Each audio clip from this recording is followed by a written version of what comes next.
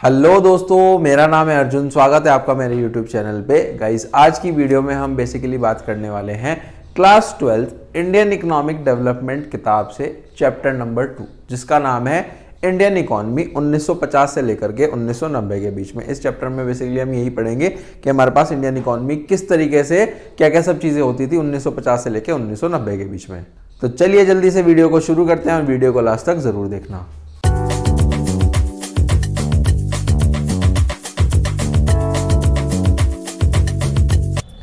देखो, समझो कि सबसे पहले हमारे पास इस चैप्टर को स्टार्ट करने से पहले जो हमने प्रीवियस चैप्टर पढ़ा था, यानी कि Indian economy on the eve of independence. Independence का मतलब क्या है कि 1950 में हमें इंडिपेंडेंस मिली। 1950 से पहले की जितनी भी सब चीज़ें थी 1950 तक वो हमने पढ़ी चैप्टर नंबर 1 में, कि कैसे हमारे देश में ब्रिटिशर्स आए, वो हमारे से रॉ मटेरियल ले जाते थे, हमें अपने ही ब्रिटेन से सामान महंगे सामान यहाँ पर लाकर बेचते थे। उन्होंने कैसे एग्रीकल्चर को, हमारे इंडस्ट्रीज को, फॉरेन सेक्टर को एक्सप्लॉइट करा, क्या पॉजिटिव कंट्रीब्यूशन दी, ये सब हमने उस चैप्टर में अच्छे से पढ़ा था। उसके बाद यानी कि 1950 के बाद हमारे देश में किस तरीके से इकोनॉमिक प्लानिंग करी गई कि अब ये सोचा गया है कि कैसे हम देश को चलाने वाले हैं, या फिर कौन सा हम इकोनॉमिक सिस्टम यहाँ पर लगाएंगे, या फिर कि अभी जो हमारा इंडिपेंडेंट इंडिया है उसमें एग्रीकल्चर, क्योंकि सबसे ज्यादा तो लोग एग्रीकल्चर ही करते थे, एग्रीकल्चर की क्या स्थिति है, इंडस्ट्रीज का क्या स्थिति है, ये सब चीजें ही हम इस चैप्टर में पढ़ने वाले हैं। ठीक है जी, समझ में आया? तो सबसे पहले यहाँ पर इंट्रोडक्शन है। इंट्रोडक्शन में सबसे पहली और मेन चीज लिखी हुई है कि इकोनॉमिक सिस्टम क्या होता है। इकोनॉमिक सिस्टम एक ऐसा अरेंजमेंट है जिसमें हम सेंट्रल प्रॉब्लम्स को, इकोनॉमी की सेंट्रल प्रॉब्लम्स को सॉल्व करते हैं। हमारे पास ये तो हमने पहले से भी पढ़ते हैं कि 3 मेन सेंट्रल प्रॉब्लम्स होती है। 3 मेन सेंट्रल प्रॉब्लम्स क्या होती है? सबसे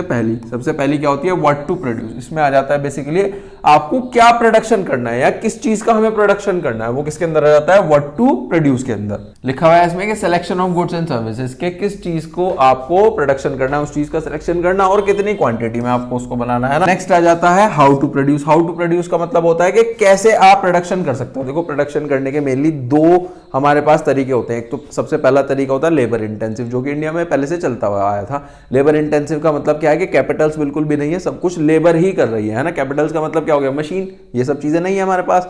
और एक हम प्रोडक्शन कर रहे हैं मशीन्स की मदद से, कैपिटल की मदद से, उसमें लेबर बिल्कुल भी कुछ खास नहीं है। ठीक है, ये होता है हमारे पास लेबर इंटेंसिव और कैपिटल इंटेंसिव। उसके बाद आ जाता है फॉर हुम टू प्रोड्यूस, किसके लिए हमें प्रोडक्शन करना है। इसमें आपको बेसिकली सिलेक्शन करना है किसका? कैटेगरी ऑफ पीपल का। कौन वो पीपल होंगे जो अल्टीमेटली कंज्यूम करेंगे उन गुड्स को जो कि आपने बनाया। तो what to produce, how to produce and for whom to produce, ये हमारे पास मेजर 3 प्रॉब्लम्स थी। ठीक है, इसके बाद चलते हैं नेक्स्ट पे।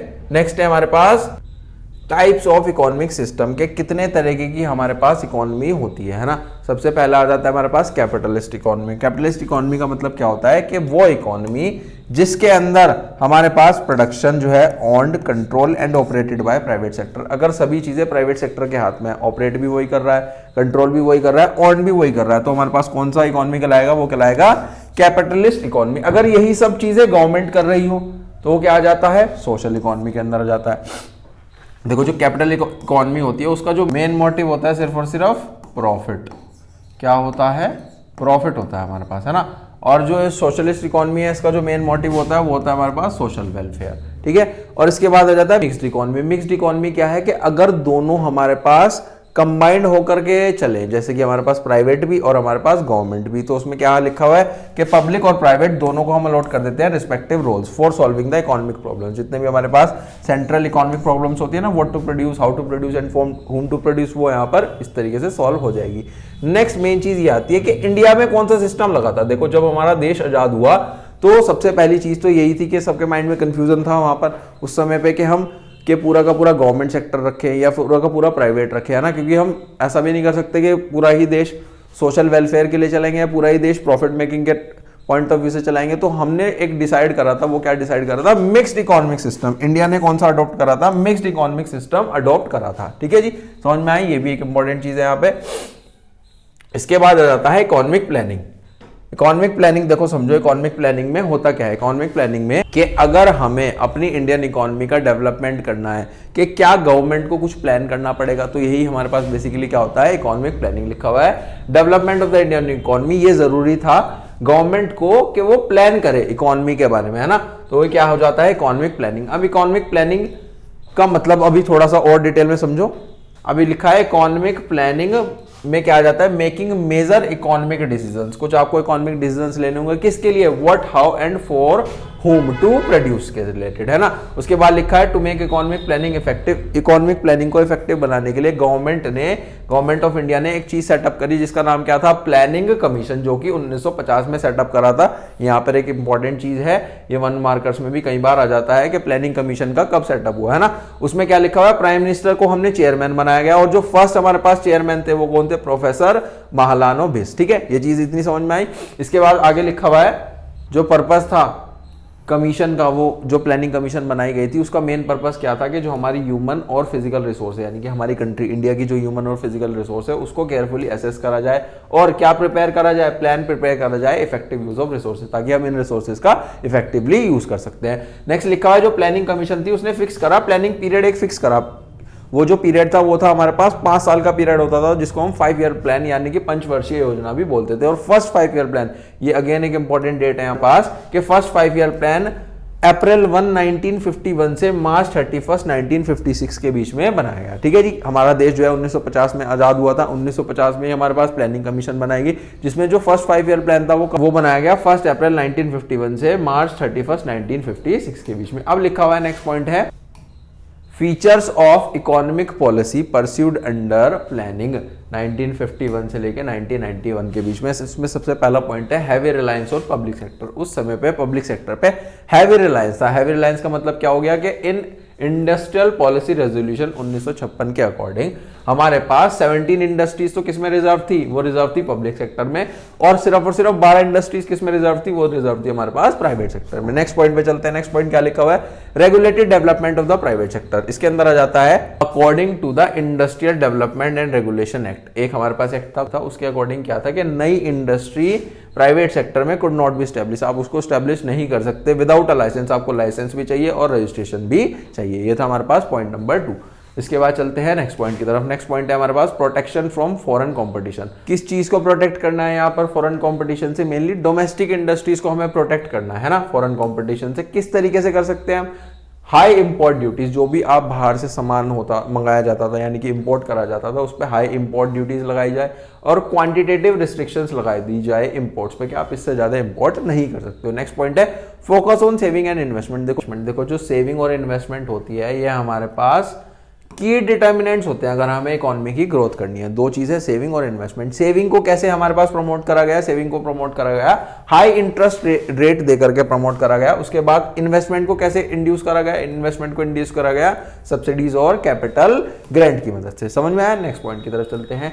नेक्स्ट पॉइंट है हमारे पास focus on import of substitution. हमारे पास इंपोर्ट सब्सटीट्यूशन पे भी फोकस करा गया। इंपोर्ट इस पे कैसे फोकस कर सकते हैं, देखो सबसे पहले तो जितना भी हमारा डोमेस्टिक प्रोडक्शन है वो कौन करती थी, डोमेस्टिक इंडस्ट्रीज। अब डोमेस्टिक इंडस्ट्रीज का हमें एक्सपोर्ट बढ़ाना पड़ेगा, है ना। जो भी हम सामान प्रोडक्शन करते थे उसका एक्सपोर्ट बढ़ाएंगे और इंपोर्ट को कम करेंगे। वही हमारे पास मेनली क्या कहलाता है, इंपोर्ट सब्सटीट्यूशन कहलाता है। अगर हम ये करेंगे तो हमारा जो फॉरेन एक्सचेंज है वो इससे सेव होगा और हम सेल्फ सफिशिएंट बन पाएंगे। ठीक है, नेक्स्ट पॉइंट की तरफ चलते हैं। नेक्स्ट पॉइंट है protection of small scale industries and regulation of large scale industries.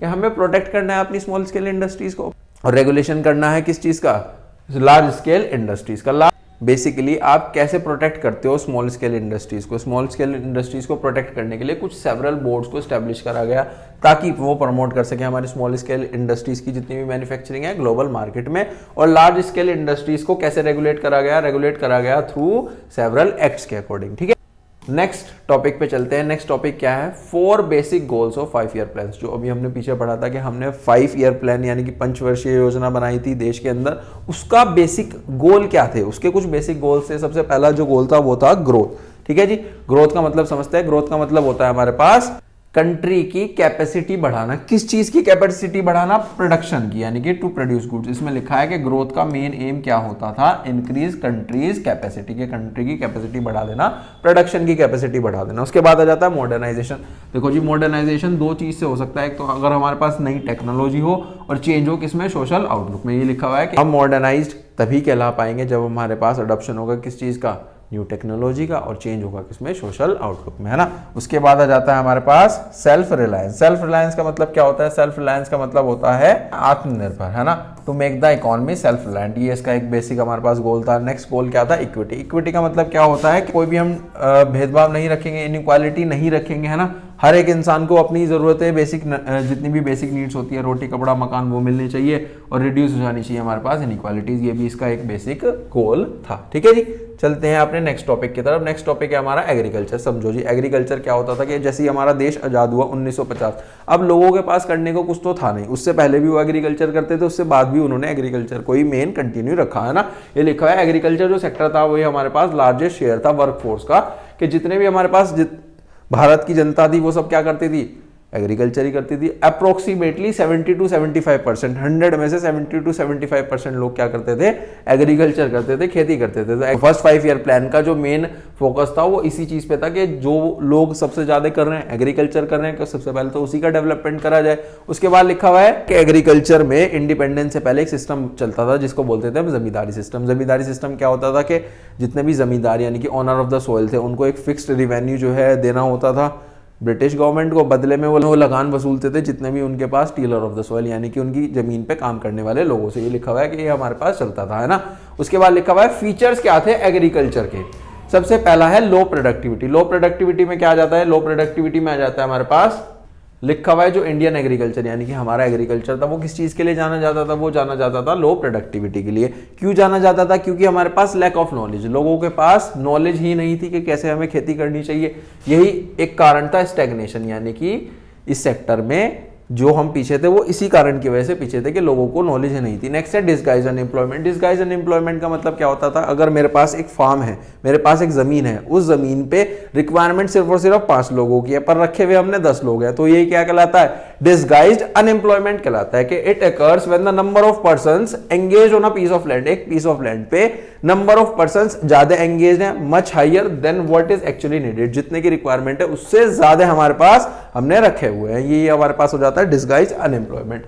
High degree of rainfall. देखो उस समय पे एग्रीकल्चर सिर्फ और सिर्फ रेनफॉल पे डिपेंड होता था। कि मतलब क्या लिखा हुआ है? Highly dependent on agriculture. सबसे पहली तो चीज यही है कि भारत की अर्थव्यवस्था यानी कि इंडियन इकोनॉमी सिर्फ और सिर्फ डिपेंडेंट थी एग्रीकल्चर पे। और एग्रीकल्चर भी किस पे डिपेंडेंट था? वो डिपेंडेंट था मॉनसून रेन पे।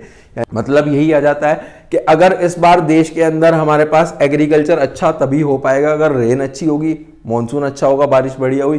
अगर बारिश नहीं हुई तो हमारे पास एवरेज या फिर कम खेती रहने वाली है ना। यही इसके अंदर आ जाता था। नेक्स्ट है सब्सिस्टेंस एग्रीकल्चर। सब्सिस्टेंस एग्रीकल्चर का मतलब क्या होता था? देखो सब्सिस्टेंस एग्रीकल्चर में मेनली आ जाता है कि जो हमारा प्राइमरी या फिर सबसे पहला ऑब्जेक्टिव था किसानों का या फिर फार्मर्स का, वो क्या था? Is to secure subsistence for their families. वो अपनी फैमिलीज के लिए कुछ सब्सिस्टेंस बचा करके रख देते थे। वो खेती ही सब्सिस्टेंस के लिए करते थे, ना कि प्रॉफिट कमाने के लिए। ठीक है। नेक्स्ट है डेप्रिशिएटेड टेक्नोलॉजी। डेप्रिशिएटेड टेक्नोलॉजी का मतलब क्या था? कि हमारे पास बहुत बेकार टेक्नोलॉजी थी। हार्वेस्टिंग मशीन्स की कमी थी, वो भी बिल्कुल नहीं थी। Lack of modern inputs. Modern inputs यानी कि कुछ मशीन्स, कुछ इस तरह के इक्विपमेंट्स हो या टेक्नोलॉजी हो जिसकी मदद से हम खेती कर पाए, वो भी बिल्कुल नहीं थी। Too low productivity and therefore backwardness. इससे क्या शो होता है? कि लो प्रोडक्टिविटी थी एग्रीकल्चर में और बैकवर्डनेस था, है ना। Landlord टीनेंट conflicts. हमारे पास कॉन्फ्लिक्ट्स चलते रहते थे लैंडलॉर्ड और टीनेंट्स के बीच में। लैंडलॉर्ड होता है हमारे पास owner of the soil, tenants होते हैं हमारे पास टीलर ऑफ द सॉइल यानी कि जो उनकी जमीन पे छोटे मोटे किसान काम करते थे। इनके बीच में कॉन्फ्लिक्ट चलते रहते थे। किस तरीके से कॉन्फ्लिक्ट चलते रहते थे? कि ये जो लैंडलॉर्ड होते थे ये एक्सट्रैक्ट करते थे ह्यूज अमाउंट ऑफ इंटरेस्ट, बहुत ज्यादा इंटरेस्ट लेते थे उन छोटे मोटे किसानों से, और बदले में नो सरप्लस और लेटेस्ट सरप्लस बचता था उन लोगों के लिए यानी कि टीनेंट्स के लिए, ताकि वो री इन्वेस्टमेंट कर पाए। कर ही नहीं पाएंगे क्योंकि उनके पास बचता ही कुछ नहीं था, है ना।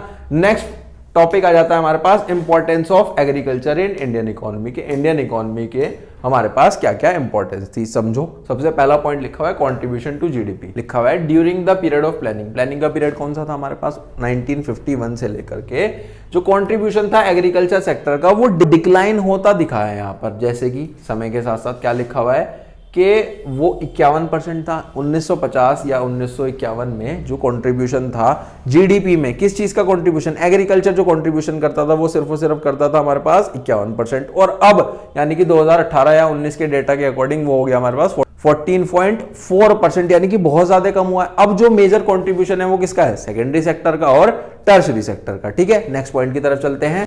नेक्स्ट लिखा हुआ है सोर्स ऑफ एम्प्लॉयमेंट। एग्रीकल्चर हमारे पास एक सोर्स ऑफ एम्प्लॉयमेंट भी था। किन लोगों के लिए? इसमें ये लिखा हुआ है कि हमारे पास एक सिग्निफिकेंट सोर्स था एम्प्लॉयमेंट का ओवर 50% ऑफ द पॉपुलेशन के 50% से भी ज्यादा पॉपुलेशन जो हमारे पास वर्किंग पॉपुलेशन है वो क्या करती थी, सिर्फ और सिर्फ एग्रीकल्चर करती थी।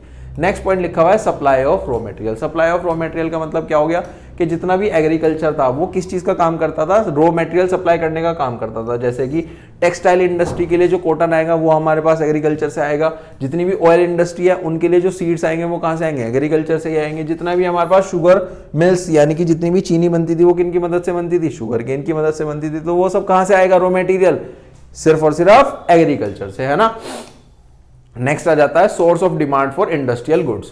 इसमें लिखा हुआ है जो एग्रीकल्चर सेक्टर था वो एक इंपॉर्टेंट सोर्स था किस चीज के लिए, डिमांड फॉर इंडस्ट्रियल गुड्स के लिए, है ना, पर्टिकुलरली कैपिटल गुड्स। जिसमें लिखा हुआ कंट्रीब्यूशन टू इंटरनेशनल ट्रेड के एग्रीकल्चर ने एक कंट्रीब्यूशन भी करा है किसमें, इंटरनेशनल ट्रेड में। जैसे कि यहाँ से काफी सारी चीजें एक्सपोर्ट होती थी। क्या एक्सपोर्ट होती थी, टी, जूट, कैश्यू यानी कि काजू, टबैको, कॉफी, स्पाइसेस के लिए तो हम आज भी ऑल ओवर द ग्लोब जाने जाते हैं ना।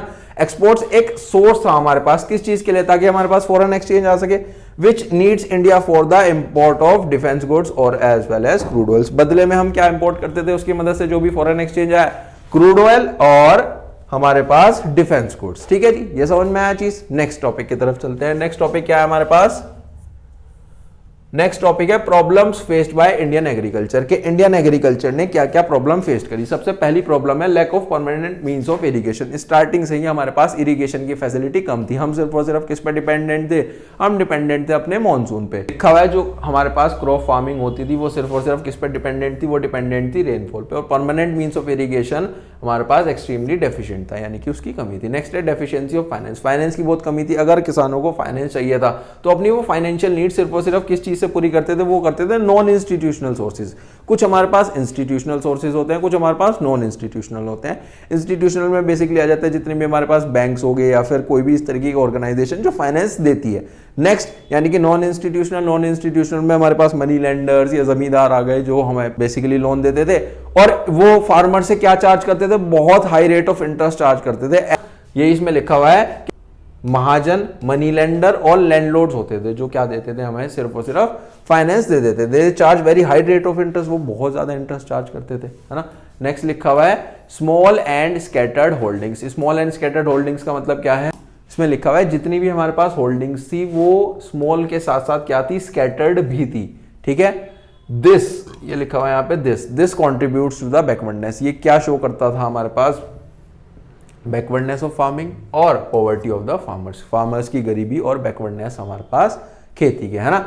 नेक्स्ट लिखा हुआ है पॉइंट, नेक्स्ट लिखा हुआ है lack of organised marketing system. हमारे पास कमी थी ऑर्गेनाइज्ड मार्केटिंग सिस्टम की। ऑर्गेनाइज्ड मार्केटिंग सिस्टम क्या हो गया, जो हमारे पास मार्केटिंग सिस्टम था वो भी बहुत ज्यादा अनऑर्गेनाइज था। अनऑर्गेनाइज का मतलब क्या हो गया, इज हाईली ऑर्गेनाइज। अनऑर्गेनाइज था इसका मतलब क्या हो गया कि उनको बोला जाता था, फार्मर्स को बोला जाता था कि to sell their products to the money lenders, कि जितना भी आपने प्रोडक्शन करा है, छोटे मोटे किसानों ने प्रोडक्शन करा है, वो किसको भेज दो, मनी लेंडर्स को ही भेज दो। क्यों, क्योंकि उन्होंने कुछ ना कुछ लोन दिया होगा, वो लोन चुकाने के पास उनके पास पैसे नहीं होंगे, तो बदले में उनको बोल दिया गया कि आप अपनी हमें जितनी भी आपने खेती करी है, प्रोडक्शन करी है, वो हमें दे दो, है ना। तो उनके लिए तो कुछ बचता ही नहीं था। नेक्स्ट लिखा हुआ है एक्सप्लॉयटेटिव एग्रेरियन रिलेशंस। इसका मतलब क्या होता था, agrarian relation refers to the business relation between landlords और टीनेंट्स। ये हमारे पास एक ऐसा रिलेशन है जो किसके बीच में है, हमारे पास बेसिकली लैंडलॉर्ड और टीनेंट्स के बीच में। जो कि जितने भी हमारे पास टीलर होते थे, टीलर यानी कि जो जमीन पे काम करते हैं छोटे मोटे किसान, उन्हें हाई रेंट देना पड़ता था लैंडलॉर्ड्स को, है ना।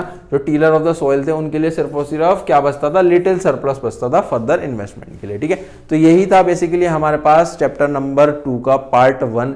इसका जो सेकंड पार्ट है वो भी अब मैं जल्दी अपलोड करूंगा। तो आई होप आपको बहुत अच्छे समझ में आया होगा।